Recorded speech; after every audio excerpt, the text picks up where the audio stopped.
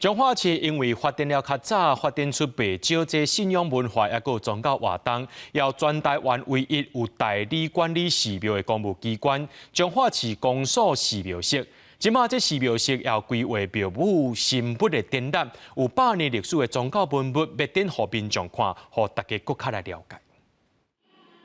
祭拜用的祭台、各种造型的香炉，阁有古早的乐器，这文物拢有100多年的历史咯。彰化市公所寺庙室用2年的时间进行彰化市15间宗庙的文物调查，这100年古物即阵当伫咧古越民俗馆展出。一般咱伫咱的国寺庙是看无的吼，所以阮经过2年吼，这文物的普查调查研究，啊，甲非常吼，咱珍贵的文物吼，差不多100几项的文物伫咱古越民俗馆。透过安尼展览，嘛会当带动咱彰化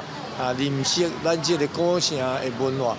彰化市伫清朝时代就有设立彰化管辖，是台湾头一个用砖仔起的古城。因为开发早，也发展出侪的地方信仰文化，有300年历史的开宗第一寺庙、开化式的香炉、国定古迹万清观、玉皇大帝的灵观，真侪拢是平常时无得看的。平常时真正是无看到，咱若去拜拜，迄插香，